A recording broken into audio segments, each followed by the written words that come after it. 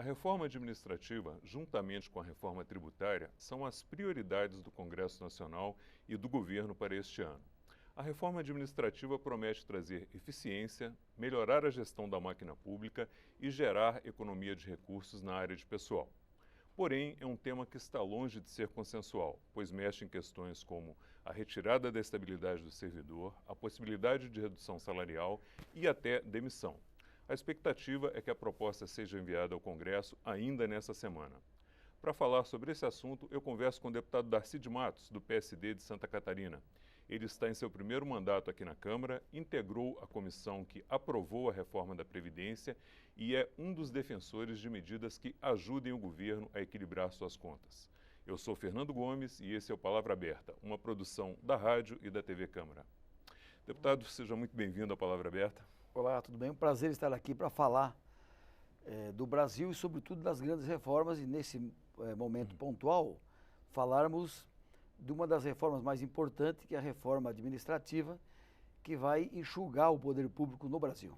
Eu pediria ao senhor que nos explicasse inicialmente quais são os principais pontos da reforma e quem serão os primeiros servidores a serem afetados caso ela seja aprovada de imediato. Assim, a reforma administrativa deverá chegar na Câmara dos Deputados daqui a alguns dias e nós vamos promover a reforma para os servidores da União, mas, consequentemente, certamente os estados e municípios vão homologar essa reforma, porque ela tem que ser feita em todas as esferas, federal, estadual e, sobretudo, municipal. E essa reforma, ela atinge prioritariamente, né, pontualmente, os servidores novos que haverão de adentrar no serviço público. Não mexe com os servidores antigos.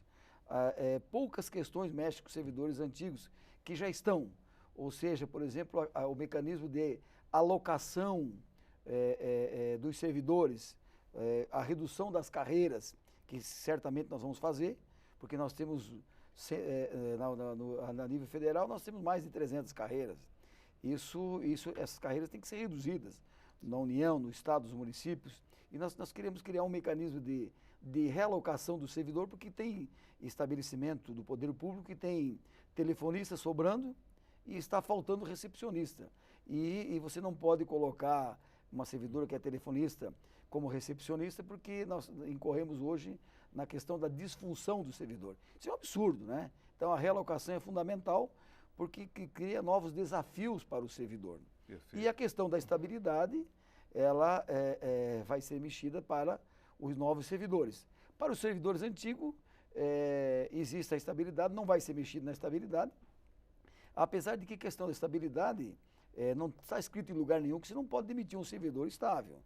O problema é o processo de demissão, que não funciona, que não anda, ou seja, o rito, a comissão administrativa, né? Sim. Então é preciso regulamentar a lei para que efetivamente você possa avaliar o servidor se ele está produzindo ou não, e aqueles antigos que estão no serviço público, se eles não tiverem uma boa produtividade, eles têm que ser mensurados sim, e eles poderão ser demitidos, exonerados. Isso já existe hoje, só falta uma regulamentação da lei. Agora, para os novos não terá mais estabilidade, somente para as carreiras típicas de Estado, como diplomata, juiz, promotor, auditor fiscal. Não há razão de você criar estabilidade ou concursar para motorista, secretária, telefonista. Então nós vamos criar uma outra modalidade de contratação para o serviço público, para que o serviço público possa ter mais agilidade. Deputado, parece que a proposta ela reduz os salários iniciais de carreira e cria um espaço maior para que se chegue ao final da carreira com avaliação por mérito, como o senhor disse. Como é que vai funcionar essa questão? Exatamente isso. Hoje o servidor público ele entra no serviço público e em poucos anos ele ascende no topo da carreira. Ora, isso não é correto, ele tem que ser mensurado. Esse prazo tem que ser dilatado, não é? Até para que ele tenha mais motivação e com isso o salário dele também ele vai sendo aumentado ao longo dos anos. Então nós vamos diminuir o número das carreiras e alongar esse período para que ele possa ascender para o topo da carreira. Perfeito. Porque hoje o servidor já entra na carreira quase com salário máximo, né? E após alguns anos ele já acendeu o topo. E daí? Isso é errado. O serviço público está muito inchado, está muito ruim. Tá? O serviço público hoje, seja estadual, federal, municipal, né? Independente dos partidos que passaram pelo governo, porque todos estiveram no governo, é um serviço público que não é de qualidade, né? Que é muito ruim. Ou seja, o serviço público é oneroso, corrupto e lento.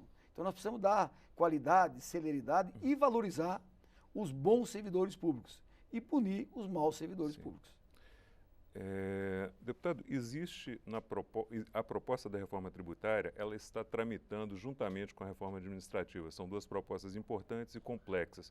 O senhor acha que dá para aprovar as duas nesse semestre ainda? Assim, com certeza absoluta. Nós vamos tocar de forma concomitante a reforma administrativa que está andando do governo que vai vir para a Câmara, ou melhor dizendo, e a tributária que já está andando na Câmara, agora com a comissão mista com o Senado. Junto com a reforma da Previdência, são as três fundamentais reformas do Brasil. E o Brasil já deu sinais de crescimento da sua economia. Crescemos 1% no ano passado, esse ano vamos chegar a 2,5% e ninguém segura o Brasil. Mas é preciso fazer o dever de casa. E o enxugamento da máquina pública é fundamental. Veja que hoje nós temos 15 mil servidores para fazer a gestão da folha de pagamento dos servidores públicos.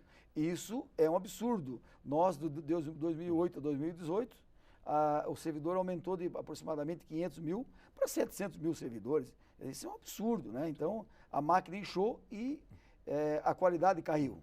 Então, nós precisamos valorizar o servidor, capacitar, dar condição, investir em novas tecnologias no serviço público e dar condições para que ele possa oferecer um serviço de qualidade à população. Perfeito. A produção está me avisando que o nosso tempo está quase terminando. Eu queria fazer uma última pergunta para o senhor. A gente sabe que a população do Brasil é uma população pobre, principalmente quando a gente vai para o interior, para cidades menores. E essa população não tem como contratar um plano de saúde, não tem como pagar uma escola particular para os seus filhos.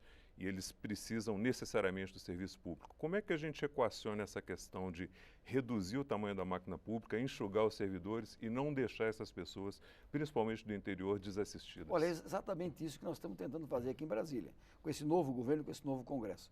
Fazendo as grandes reformas que o Brasil precisa, enxugando a máquina pública, dando condições da economia voltar a crescer, porque se a economia cresce, tem mais emprego, tem mais receita, e combatendo a corrupção, né, com o presidente Bolsonaro, com as ações do Congresso, e com mais recursos, com o aquecimento da economia, daí sim vamos ter recursos para investir na saúde, na educação, na área social, na agricultura, nas estradas, mas é preciso ter dinheiro. Então é preciso, primeiramente, fazer com que a economia possa voltar a crescer, e isso, graças a Deus, felizmente está acontecendo. Eu acredito no Brasil, o Brasil tem jeito. Deputado, muito obrigado por seus esclarecimentos, seja sempre bem-vindo ao Palavra Aberta. Um abraço, conta comigo. Obrigado pelo espaço. Eu conversei com o deputado Darcy de Matos, do PSD de Santa Catarina, sobre a proposta de reforma administrativa para o serviço público. A você que nos acompanhou até agora, muito obrigado pela audiência e até a próxima.